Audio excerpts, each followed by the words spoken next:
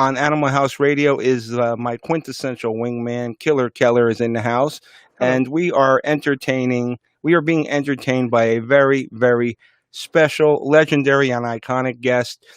He is the front man for the legendary group R.E.O. Speedwagon, making his Animal House Radio debut via American Forces Network. Please welcome for the first time, Mr. Kevin Cronin. Fantastic. Nice. I'm known for my intros, Kevin. Very good, man. I'm very flattered, and it's good to finally be on with you guys, man. It's Yeah. cool. Thank you so much from the bottom of my heart for taking the time to do this. I really appreciate it. And I just wanted to tell you, Kevin, about 2 years ago, we came out to see you at the PNC Art Center in New Jersey, and we brought some veterans out. And I just wanted to tell you how much of an impact that you guys had on them. You invited them backstage, and I think one of the guys, and I know you normally don't allow this, but you signed his High Infidelity album, the whole band, and you absolutely made his day. And I just wanted to thank you for that. Well, that's, talk about the least we can do. Considering the everything that our military does for us to keep us safe. Hey, none of us would have been at the PNC with the freedom to play music and party and have a good time if it wasn't for the sacrifices that the men and women of our armed forces make. So every chance we get to, do something special for a member of the armed forces, we jump at it. So thank you for bringing them out, man.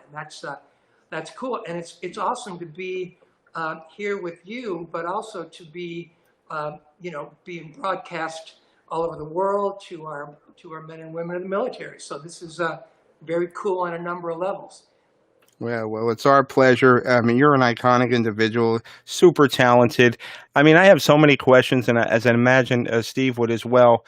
Um, and I got to tell you, this pandemic has everybody in a twist, and I really am enjoying the thing you're doing with your daughter, Holly's Picks. I got to tell you, you know why, Kevin? Because right now we need all the feel good content we can get. Everybody's starving for music, everybody's starving for entertainment. I mean, I think I've watched just about everything I can on Netflix. I'm running out of stuff to watch, but it's your music, both past and present, that's getting me through this. But the Holly's Picks, I think you look like you're having a ball because you get to spend time with your daughter doing it.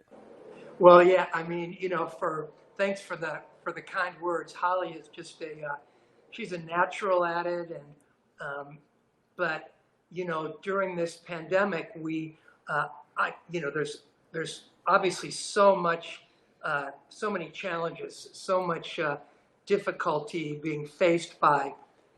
I was just thinking as you were talking about the military, every day a new thing pops into my head that I go, oh my God, I never thought of the impact of the pandemic on this or that. And I was just thinking of, life on a military base in the midst of this pandemic. As if it's not difficult enough in many of the locations where people are stationed. Now you got to be worried about, catching a virus as well. So man, my heart goes out to everyone out there. But, I try to find the silver lining as much as I can. I feel like that's my job. And so for us, my wife and I, you and I both have Italian wives, so we're trying to watch our waistline, which is very difficult. But we have 3 grown children. Our twin sons are students at Southern Cal University here, and my daughter Holly graduated last year, and she's part of the workforce. And they had all moved out. We're living in apartments, and we saw them all, often because they all live in town. But we've got all 3 of our children back home. Yeah, you were an empty nest for a while, right? We were empty nest for a while, but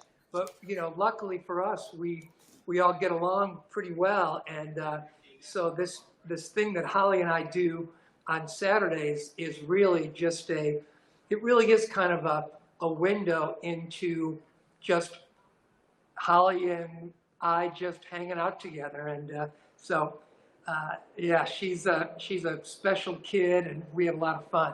Yeah, Yeah. so it's Saturdays at noon. We take a week off every once in a while. Sometimes we actually forget that it's Saturday, Right. but we try to be as consistent as possible.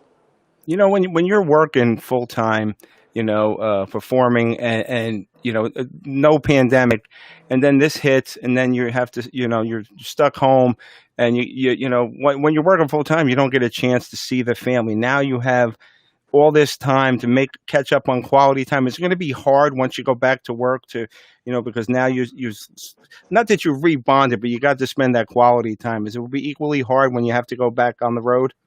I think it will, man. There is, of course, I miss, that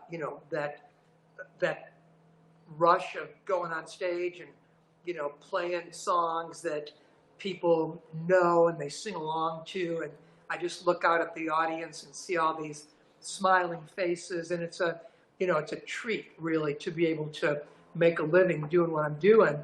That said, I haven't had this much time off since 1971. So this, I was ready for some time off, and Yeah. so I'm really treasuring this time. And it's funny, but it was literally 6 months ago yesterday, I believe, that we showed up in Minneapolis, Minnesota. The trucks were all there, the buses are there, the crew had everything loaded in, everything was set up. I'm on my way down to sound check, and I bump into our tour manager in the hallway, and he's like, the governor of Minnesota just said that the concert's off. And then we heard that the governor of Wisconsin had done the same thing. We were set to Oh, wow. head for Milwaukee the next day. Next thing we know, we're on a flight back to Los Angeles, and I'm sitting in my seat. The guy behind, I feel a tap on my shoulder. I look around. It's the guys from Foreigner. They had the exact same thing happen. Oh, They were wow. on their way home too. So it's been a solid 6 months of and like I say, I miss the camaraderie. Yeah. Our band and our crew were like family, but it's been it's been a treat. And I will tell you this: my wife and our kids, they have a bond because they've been together for the last 23 and 21 years, and I'm always coming and going. But so being home for 6 months, I'm basically, it's been pretty much a 6 month roast for me, Right. Right. because my family is intent on turning me into a normal human being, and that's quite a quite a task. But Right. Do so you it's do with good. this downtime? Does it spark a lot of creativity to write and inspire you? Well, I have been working on my memoir now Oh. for about three. I didn't. I can't believe I'm saying this, but it's been about 3.5 years since I started, and I started by accident. I had no intention of writing a book. It just kind of happened, um, and I just started. I was kind of in the middle of just I was in Nottingham, England. I almost got hit by a bus because I looked the wrong way as I was about to cross the street, and I couldn't figure out the Celsius to Fahrenheit conversion to set the temperature in my room. There was nothing on the room service menu that made any sense. I was just like, and we'd been on the road all year, and I was looking at a month of shows overseas, and I just kind of, like stressed out, and I was just like I was jet lagged, and it was the first day over there, and I just started writing that night, and next thing I knew, I was writing my life story and the story of R.E.O. Speedwagon, because they're intertwined, and the Yeah, yeah. story of all the Oh, songs, and so it's been been a labor of love, and I'm almost done. So Oh, wow. this last 6 months has given me time to really knuckle down, and I want to get this finished. So Well, that's something we could look forward to. That's something Definitely. that I would want to see. I'm sorry, Steve, you had a question? Well, yeah, I mean, that's how they can tell the Americans over there. We get hit by buses. exactly. Hey, our friend, one of our listeners and friends, Rob Rockefeller, wanted to know, when you have a long period of downtime like you have now, how do you keep vocally in shape? Uh, Great question. And the answer is that it's extremely difficult for me. Um, a week, no, actually, it's not a week from tomorrow, it's tomorrow. I finally made the plunge and called up Jeffrey Allen, who is a professor at USC, my son Shane is an amazing singer, and he was actually accepted to the university as a vocalist. Oh, and, wow. And Jeffrey Allen is his vocal professor. And just like, and my son has been saying, Dad, because I'm always going, God, I'm getting rusty, and what am I going to do? And finally, I'm going to start getting vocal coaching as of about 24 hours from now. So I'm a little nervous about it because it's like there's no way to, I sing my little Thursday thing, and I practice, as much as I can, but there's nothing like a real show. It's like the Right. difference between standing out shooting free throws and being in the middle of an NBA game. It's just not the same. So it's going to be, when we start, we have shows on the books for starting next summer.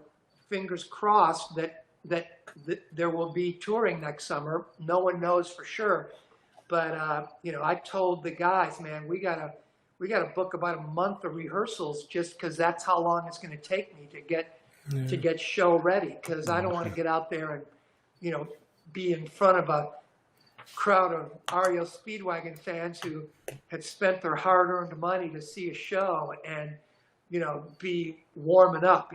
I got to be ready to go by the time we start. So that's a great question, and it's there are some guys. I'm good friends with Richard Marx and Tommy Shaw. Guys like I love those guys, and at the same time, I hate their guts because those guys could walk in right now and frickin' sing an entire concert, and they've just got this. Yeah. They got more of a natural gift than I do. I've got the feel and the I think I've got the some soulfulness, but as far as the actual vocal cord muscles, I got to work on it more than a lot of guys do. Oh, Kevin. I think it's ironic though, because what do you take a vocal lesson every 85 million albums sold? Or Kevin, you're no slouch when it comes to vocals. You have one of the most recognizable and iconic voices. And now, since your wife is Italian, I'm going to give you a little secret that my grandmother used to tell me. All right. Every morning, take a teaspoon of olive oil, and that coats your vocal cords. Interesting. Yeah. Well, that's if I'm not going to doubt your grandmother, that's for sure. Yeah, Far be it from me to take issue with an Italian grandma. You don't want to knows fight a guy. Now, Kevin, you've been doing your thing since you joined R.E.O. Speedwagon in 1972, right after their debut album. But when was it that you knew that music was what you wanted to do? When did it first hit you? That's a question I had too. Were your parents? Do you come from a musical family? Well, my parents were not professional musicians, but they both had a love of the Broadway musical, and my dad loved big band music. He used to listen to the Glenn Miller Orchestra, Tommy Dorsey, that kind of stuff. He also loved Harry Belafonte, so I kind of got a little taste of that rhythmic, Caribbean reggae kind of music, which I still love to this day. Wow, but that's I think interesting. The biggest influence was, pre-Beatles, that is, was Broadway shows. I mean, even though I'm not I can't say that I love going to Broadway musicals. That music, I know it all. You know, whether it's, you know, My Fair Lady or I did like West Side Story, Right. and really my first rock and roll influence was there was a musical called Bye Bye Birdie, Oh which yeah, was yeah. yeah, which was a kind of a Broadway version of Elvis Presley, and but I didn't know the difference. I was just 10, 11 years old, and I wanted to play the drums, and my folks wanted me to take piano lessons, so uh, we kind of compromised, and I ended up with the guitar. And my father said something that I couldn't argue with, and I've never forgotten that. He said, you know, with a drum set, what are you going to do? He goes, with a guitar, you can take it with you everywhere you go. You can take it to a party, you know. And I'm Right. like, oh. And he was so right, man, because during my loneliest years and going through, we all go through periods of our life that are difficult. But my guitar, man, that guitar was with me through thick and thin, and it was always there, and I could always turn to it for comfort, and I Right. still do to this day. And as you can see, I'm surrounded by guitars. I love I know. I see that. guitars around me. They just make me feel good. You know, Kevin, it's interesting. We spoke to John Oates the other day, and Oh, John, usually I when love John. yeah, he's great. He's doing actually like a Delta Blues Dixieland album, and it's usually when we talk to 99% of the music artists we talk to, they always cite the Beatles as their inspiration, and rightly so. But very few people go back before the British invasion and say that they were inspired before then. I think that's so fascinating that I'm sure the Beatles were you admired them, but it's very rare to hear somebody say that they go back pre Beatles. Well, see, the truth is, a lot of guys saw the Beatles and then were like, "Dude, I got to get a guitar. Look at those girls screaming, man. I want a little of that action, you know." Right. But for me, I had been taking guitar lessons for a couple of years, 2 or 3 years before the Beatles came out, and honestly, I didn't really know why. Like I say, I was just kind of compromising. I wanted to be a drummer.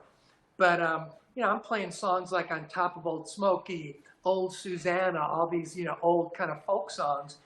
And then when I saw the Beatles on the Ed Sullivan Show, my brain exploded. I was like, "Oh my God!" It was like the coolest thing I'd ever seen. Yeah. And true story. Before the Beatles, I had a Saturday afternoon guitar lesson. So and it was about almost a mile away from my house. So I would have to walk from my house to the music school with my little guitar, my little 50 cent a week rental guitar. And, like a carload of teenagers would come by, just bored, looking for somebody's ass to kick, and be like, "Oh, look at that kid. He's got a guitar." So I was like a perfect target. And I would literally have to like jump fences, run through hedges and stuff just to Yeah. to save my own ass, and literally, so that would be on Saturday. On Sunday, the Beatles play Ed Sullivan. By the end of that next week, the same guys who were trying to beat me up were like wanting to be in a band with me. Yeah, you were the coolest kid in You school were, now. you were their best friend then, yeah. Yeah, suddenly all the chicks, who used to like the tough guys, all of a sudden I had a little cachet, and these kids. So it was. I swear to God, it was like I didn't know what hit me. I went from being the biggest dork in town to like being like cool like Right. overnight, and it was. You stepped in something good. I Yeah. did. You just said that how much you enjoy playing guitar. That was your first love. But, like I said, I've seen you perform on stage, and I think you're an amazing pianist. So is it safe to say, though, that you enjoy the guitar more? Because I think I'll put you up against anybody on the piano. Oh man, well I appreciate that, but it's so not even close to reality. I mean, I can play about 4 songs on the piano, and all of them. The only reason I can play them on the piano is because I wrote them on the piano, and I basically, I never took a piano lesson. I just kind of, there was always a piano. We had an old upright piano in the basement of our house, so I would sit down there and futz around, just trying to make some sounds on it and see what worked and what didn't. And I picked up a little here and there, but yeah, the songs that I can play. And what's really crazy is I'll do charity gigs from time to time where it's just me with this amazing group of studio musicians, backing me up, and there's a number of different singers you've been to those kind of charity events. Yes. And so they'll want to play a song like Roll with the Changes, and there'll be this incredible studio piano player with all these amazing chops, can play anything. But when they try to play Roll with the Changes, they can't get it because my piano playing is just so weird. I play piano like it's a conga drum, So Is that a difficult song to play on the piano because of the way it was composed, or? I think so. I think just the syncopation of the rhythm is just not what you would play if you actually knew how to play the piano. It's the only person that would play it like that on the piano is a dumbass like me who has no idea what he's doing. Well, I thought of that before, because when you wanted to play drums and your parents wanted you to play piano, you compromised and you beat the piano. Yeah, exactly. Yeah. Exactly what. And the guitar too, man. I mean, the way I play the guitar, you'll never catch me playing a guitar solo. It's it's all about beating on it, man. It's all about rhythm. And I will tell you, my first memory of life, we've all got that first thing that you remember. It's like, first thing I remember, my grandma had a baby grand in her apartment. It took up pretty much the whole living room. And when I was about 2 years old, we would the family would gather at grandma's house. And my parents would sit me up on the piano bench, and I would just start beating on it. And everybody, like all my aunts and uncles, would listen and smile. And when I stopped, they would applaud. And, because they thought I knew what I was doing, because I had some kind of innate, just like a little rhythm sense, right? You were a prodigy. Well, no, I was playing it like a drum. But Wow. But my little brain, man, my little 2-year-old brain, somewhere, man, I swear it had to have clicked that when you play music, people that you love smile and applaud for you. Right. You know Exactly. what I'm saying? Yeah. Absolutely. We're all kind of, even though we're not necessarily programmed for something. I think there are certain things. It's like, some guys, when they were 2 years old, they could throw a ball farther than everybody else, and so they ended up being a pitcher on their little league baseball team. Whatever it is that we do, I'm sure for you guys, you talked a mean game. You probably were funny. You know what I mean? Stuff like that. So we all kind of find our spot in life. Absolutely. I'd like to ask you both a question. I'm going to start with Carlo. Is that okay, Kevin? Oh, yeah, sure. Sure. What do ZZ Top, Def Leppard, Elvis, and R.E.O. Speedwagon have in common? They were all influenced by Chuck Berry. Kevin, were you influenced by Chuck Berry? Yes. Oh, we all were, yes. So Yeah. what is the answer to that? Do you know? Wow. Elvis, ZZ Top, Def Leppard, and you. and R.E.O. Speedwagon. Holy. Well, I mean, there were guitars involved with all four of us, but that's pretty obvious. That's, other than the fact that, that our music is all based around the guitar, I'm sure there's something that's right here that we're missing. But You all have diamond albums. We all have diamond albums. Oh, wow. That's interesting. Oh, And yeah. rightly so. Rightly so. There's only 92 albums that have hit diamond status, and High Infidelity is one of those 92. Oh, that It was, is, yeah. man. And check it out. So out of the box, High Infidelity, I think the year that it was released, it did about 6 million. And what was really cool was that, you know, we had 10 other albums that a lot of people, you know, that anyone outside the Midwest pretty much hadn't heard of. So High Infidelity brought people's attention. You know, back in those days, there were record stores, and you'd go to the R.E.O. Speedwagon bin to pick up your High Infidelity album, and you'd see, oh, you can tune a piano, but you can't tune a fish, et cetera, et cetera. Right. So, the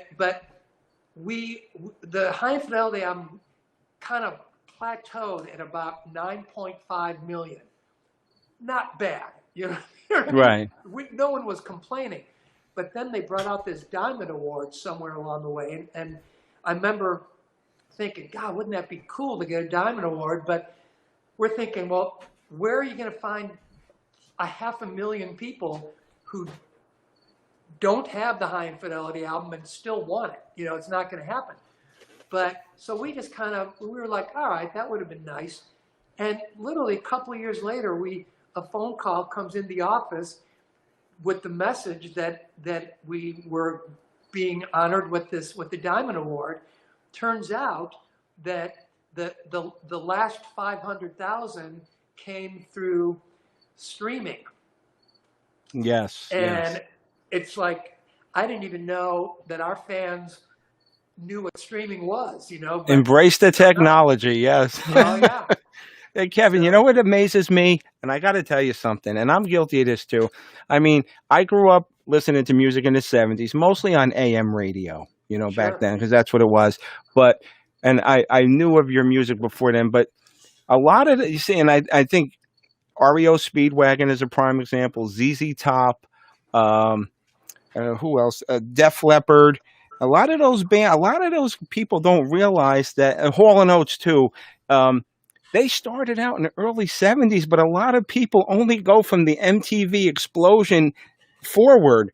You know what I'm saying? ZZ Top had so many great hits, but everybody knows the Eliminator videos. Right. And I think that's so fascinating. And then, you know, as a super fan, you go back, but a lot of people don't realize it, that they think that's where they started. Hall and Oates were in their 30s when they were on MTV. Like, they weren't young kids. Us too. I mean, Yeah. and what's funny is that, you know, pre-MTV, the way that rock tours worked is there was a headline band, and instead of having the same package for the entire country, you know, a band would pick up regional band. There was such a thing as a regional band because there was no nationwide exposure. If you were so if there was a headline band that was coming through the Midwest, well, they'd pick up R.E.O. Speedwagon as their special guest to draw in some locals.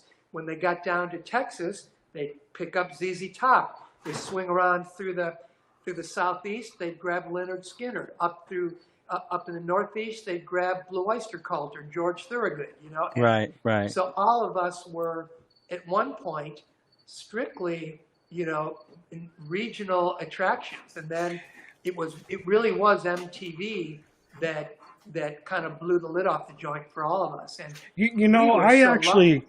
I miss the regional days because more people benefited because you had your areas. Of course, it was great to expand nationwide and worldwide, but now you can go to Los Angeles or Miami or New York City and you hear the same exact 10 songs on the radio. Right. You didn't have that. You had Moxie and you had R.E.O. and you had George Thorogood and different markets played different things. And I find that more interesting. It was pretty amazing. We did a show in St. Louis in 1978. Okay, so this is 3 years before High Infidelity. It was a show at Busch Stadium, which was the baseball stadium in St. Louis, held about 60,000 people, and we headlined an all-day festival at that venue, and we have the dubious distinction of breaking the Beatles' attendance record at Busch Stadium. But that was the good news. The bad news was we'd get in our 1973 Chevy Impala station wagon and drive to Omaha and play a 300-seat club the next day. You know what I mean? Yeah. So, Oh my God. yeah. I've done that. It's like a smack back to reality. Yes, exactly. Mm. And Kansas City, St. Louis, Indianapolis, that's where we recorded our live albums. And it was exactly what you're saying. The radio stations, it was KY 102 in Kansas City and KSHE in St. Louis, which is still big time to this day. They, for whatever reason, I guess because we were kind of local, they started playing our music. So people in St. Louis, by the time High Infidelity came out, as a matter of fact, in our case, there was a little bit of a backlash because the fans that have been with us all through the 70s, they felt like we were their band. No one else knew us, and so they were possessive with us, and they felt like we were their thing. And Right. then when the whole world kind of caught on, there was some backlash from our old time fans from the early 70s, and I think time has kind of healed those wounds. Yeah. But, Kevin, what's interesting to me is when your album exploded, High Infidelity, and MTV latched on to, how many hit singles were on that? 4? yeah, there were 4 top 20 singles. You know what Keep I on Loving You, liked? of course, was number 1, which was that was a big deal for us. I think you personally penned them all, right? You wrote them all? No, oh no. I wrote Keep on Loving You and Don't Let 'Em Go, and my partner at the time, the late great Gary Richrath. Oh, he was good. Talk about an underappreciated. Gary was. He was just so unique, so soulful. So he was the real deal, man. Yeah. But no, he wrote Take It on the Run, but it wasn't originally called. Check this out. So what we would do is before we went into the studio, we would, Gary and I would get together in his home studio, and because my part of the production was, we co-produced our records, right? So kind of we did a lot of things together, but in general, my thing was kind of the songs, the arrangements. Gary's thing was more of the sound, the vibe, right? So he would get together with me, and we'd go through some of his demos, go through his lyric notebooks, and this right before we went in the studio, we had kind of been through everything, and I'm literally about to leave his house, and he's like, you know what? I do have this one slow one. He goes, I don't know if it's any good, and truthfully, the slow ones were kind of my thing a little bit compared to, he was more the rock and roll guy, right? Right. So I'm like, well, yeah, let's hear it. So he puts on the song. Gary was he was great at a lot of things. Singing was not his forte, but he put on this demo, and I hear, heard it from a friend who, heard it from a friend who, heard it from another, you've been messing around. I'm like, stop the tape right there. You don't even have to play me the rest of this song. I'm like, dude, you almost didn't play me a song with like the best opening line that either of us has ever written. I'm Wow.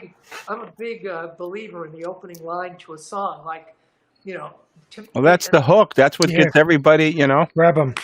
Everybody. To me, and this might be blasphemous, and I'm a huge Beatle fan. You won't find a bigger Beatle fan than me. But that's up there with I've once seen a girl, or should I say, I once had a girl, or should I say she once had me. It's just one of those opening lines that just, so, yeah. So, Gary wrote Take It on the Run, and he wrote In Your Letter as well. So Oh, Yeah. when you let her. I haven't heard that in ages. I remember Yeah. yeah, like that. Kevin, you know what's amazing what you said before, and it's interesting. You know, like in the 70s, the only way people would hear about you, because this is when they had the traditional record labels, which they don't even have anymore. pretty much. Either they heard you on the radio or they read about you in a magazine. Um, and I think that's a testament to you guys because you guys were selling out arenas back then. And the most amazing thing, when we came out in 2018, um, you know, back in the 70s, you're playing to your core audience growing up. That's the first generation that's ever heard R.E.O. Speedwagon. Now, when you play, and I sat there to myself and I was in awe, there's like 12-year-olds singing your songs better than we did, and we grew up with you guys. Now it's 5 and 6 generations. I mean, as an artist, how does that make you feel? Well, as a father, it makes me feel uh, fantastic because I see dads and their kids at our concerts, and as a parent, you're trying to find that thing, especially when your kids are, junior high, high school, where kids are just naturally gonna, they're trying to find their own identity, So as a parent, you're looking for things that can bond you with your children, and so if our music, can help that bonding process. I mean, that there's that's Yeah. fantastic. I just love it. You know, and another thing that I was impressed with, you know, it's a couple of artists that stand out that, you know, it's almost in every movie you see references to their music. I mean, I did my research, and your appearance on Ozark was phenomenal. I thought but well, you said it was the strangest gig you guys ever did, and you were a little apprehensive in the beginning to do it. With are you talking about The the Ozark Ozark, gig? Yeah, yeah, yeah, I was. You know, I had never seen the show. I kind of heard of it, but I don't even know if I just I you know, and then I heard that they wanted us to play on a riverboat, and I'm like, what? I couldn't wrap my head around it. But again, it was my kids who are like, Dad, are you crazy? Ozark is like the most awesome show ever. You definitely have to do this show. So right. I was like, all right, I'll check it out. So I sat on the in my bunk on the tour bus and like binge watched the first two seasons, and it had me from hello, man. I mean, that first episode where Jason Bateman is standing there, and the guy ends up from the top of the building on the just like That's funny. crazy. And Jason is like just like the sweetest guy ever. And but yeah, it was a lot of fun. They treated us great. Yeah, They name dropped us so many times in the first four episodes. It was more. They were, you know, and to me the greatest moment was when the guy says, "Well, we'll book our dental convention on your at your casino as long as you can guarantee the wagon." They called us the wagons. again, that's something I never heard Yes. of. Yeah, you know, your music is, you know, and I've been watching Cobra Kai. I was binge watching that season 2, and even though it's set today, they're going back to the 80s, and they showed a scene where they were playing. I can't remember the song, but they were bring me back to the 80s. With he's in his car and he's still got the cassette player and he's playing REO Speedwagon. But your music has been in Stranger Things, Last American Virgin, Grown Ups. How does that make you feel when you see all this music being featured in so many different movies and TV? I mean, there's kind of um, it's a real special kind of uh, compliment to me. It's like, of course, if I write a song that I think is pretty good, we'll put it on an album and we'll perform it, right? But for someone else who doesn't really have that connection to it, Dolly Parton recorded "Time for Me to Fly" back in the early '80s. She did a totally different version of it. I loved it. But yeah, when to see it in Grown Ups, and it turns out that Adam Sandler is a huge classic rock fan, and I've gotten to know him. I went, so you end up kind of getting in contact with people who you probably never would have met any other way through the songs, and I've found that R.E.O. Speedwagon's music is pretty popular amongst the in the world of acting, and strange enough, in the world of comedy. There's just a lot of comedians who, for some, I don't know, I don't know what it is, but Yeah. so it's a great feeling. It's pretty special. Yeah. Real quick, we got about 10 minutes left. When you're writing, Kevin, I know it's everybody has their own. Is there a specific process that you do when you're writing, or is it just as it comes to you when it comes out? Yeah, I get asked this question, and I write about it in the upcoming memoir, but there are a number of different ways to write songs.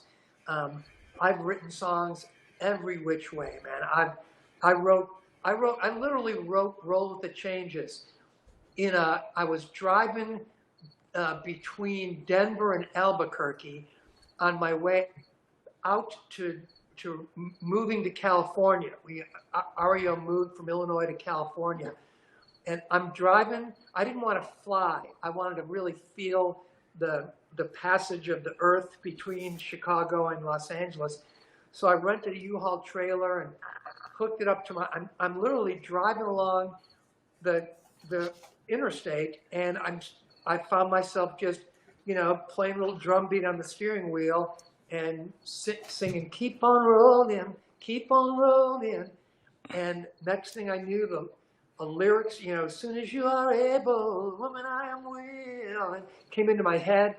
And I'm driving, pulling a U-Haul trailer, and I'm reaching for the glove box because I knew I had a Sharpie in there, and I had You got to write it down before you forget. I'm literally, because there were no iPhones, with a tape recorder. Right. I'm literally driving now I'm driving with my knees because I got to hold the paper bag, write the lyrics. I finally pulled over to the side of the road for the sake of traffic safety and proper penmanship. But there's really, I wrote "Keep on Loving You" in the middle of the night. It was barely awake. That's so amazing how that all stuff comes to be. It's so, it's really amazing. It is truly, it's truly a mystery to me. I feel so fortunate, and I honestly, though, I think that what it comes from, I think music is this primal thing, and so most of my best songs have been written during times of my life that were not the most joyous. They were during times of transition, during times of loneliness, during times where I was angry and trying to, and songwriting was a kind of a way to, it's like you write a song and then years later you kind of are playing it and you go, oh, that's what I was writing about. You kind of, so the songs kind of happen before you've really lived long enough to understand what you wrote about, and then over the years you kind of get different impressions of what you wrote, and that's why it's so much fun to go out and tour, because when you make a record, the song is brand new, and so you're singing a song that basically you hardly know. Where as the years go by, you get, like anything else, you get better and better. So right, that's why I love for people to come and see us play who had the record, because then they can hopefully hear the improvement. I love the title, though, "Traffic Safety and Penmanship." Yes, That that's a just jumped out safety, at me. I said, proper "Whoa!" penmanship. You Exactly. know, earlier when we were talking about the four hits on High Infidelity, and MTV was playing those, it was also very cool that MTV had a couple of live videos because I loved "Riding the Storm Out" that Yeah. they had in rotation, and so Yes. I was going back just because of MTV. I'm glad they played those live songs. Well, fun fact: we were the first live concert uh, presentation ever on MTV. They Oh came out to wow. I Denver know that. and they filmed our show at the old McNichols Arena in like the late summer of '81, and so and I'll never forget it because one of the songs on High Infidelity, a song called "Tough Guys," there's a line that says, "They think they're full of fire, she thinks they're full of shit," and it rhymes, but with the line before it. But one of the sponsors for the MTV video was Coca-Cola, and Coca-Cola was this was a different era, of course, but they didn't like the idea of a curse word going to be in one of the songs, and they literally Coca-Cola wanted to copy the set list before we played because it was going to be live. I mean, it was heavy duty, and I always say that Coca-Cola miscalculated when they tried to bully me into changing the lyric to a song that I had written about being bullied. And so on the West Coast, you heard a little dip in the level when that song went by, but on the live feed to the East Coast, it was all there, baby, all Oh four wow. letters, and it felt really good. Oh wow, that's amazing. Kevin, I wish I can go another hour with you. I'd like to maybe set up a part two, maybe closer to the holidays. We'll do something special for our military. And I just wanted to end with this with you. We get a lot of letters and emails from our servicemen and women, especially those that are in forward areas where they don't get much of anything, even internet, TV, or radio. And one thing that they do tell me, and they tell us about all musicians and TV shows, that like there's TV shows like Everybody Loves Raymond and anything uplifting, and your music, REO Speedwagon. They say, over the years listening to that, and it brings you close to home. They said that gets us through the best and the worst of times. And Well, that on behalf of them, I want to well, thank you.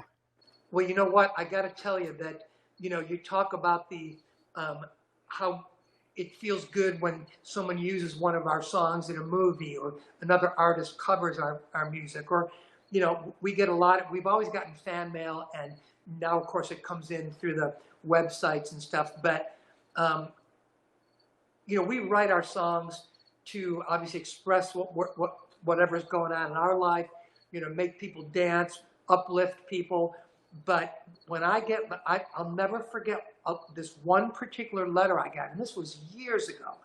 I don't even know what year it was, but it came in from a military base, and it must have been in Afghanistan. So it wasn't that long. It wasn't super long ago, but it was from an army soldier who was in a tank, and he said that in their tank, going into battle, they played our song "Keep Pushing." Oh And wow, I want to that tell is you so cool. That is so cool. Yeah. that destroyed me. I mean, I literally, and it makes my arm hair stand up right now just thinking about that. And that, you mean, that's just incredible. So if our music can help, help bring, just get guys ready for that, to risk their lives to defend our freedom. That's just that's beyond You've anything certainly I could accomplished that ever mission. imagine. Yeah. And Pretty amazing. on behalf, Steve, we gotta run. But if you want any final thoughts for Kevin, real quick. I want to thank him for his time. I thought this was a really nice conversation, and He has I an open appreciate door him for it. anytime he Yeah. wants to come on. Yeah. Kevin, Well, I had a great time with you guys, so I'm sorry. Go ahead. no, no, I had a wonderful time, and you don't get to meet living legends very often, so this is a big deal for me, especially since I grew up from the beginning. Before we let you go, can you please do a liner for us? Of course.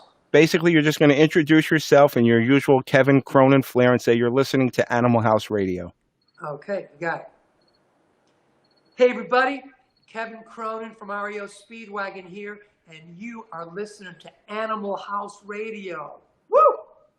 Thank you so much. One Hey, take. Kevin, when we interview Cheap Trick, I'll make sure Carlo wears his REO shirt. Right. If you do that, I will. Please do that. I sure will. That will make Rick and Robin. They will laugh for sure. I definitely will. They're old dear buds, and They're a great band. I love Cheap Trick. oh, I mean, come on. There are a few bands better than those guys, and we've toured with them. They're the real deal. Yeah. And if anybody wants to catch up on all things REO Speedwagon, it's REOSpeedwagon.com. REOSpeedwagon.com. There's the REO Facebook page, the YouTube channel. God knows we're up. If you want us, you can find us. All Yes. right. And Kevin, please stay safe. God bless, and we hope to see you backstage again real soon with some veterans. Same to you guys, man. Be safe, Awesome. and we're going to get through this. Things are going to get better. Absolutely. Thank you so much. Kevin Cronin, everybody, give him a round of applause. Woo! It's great meeting you. Thank you. fellas. God bless, Kevin.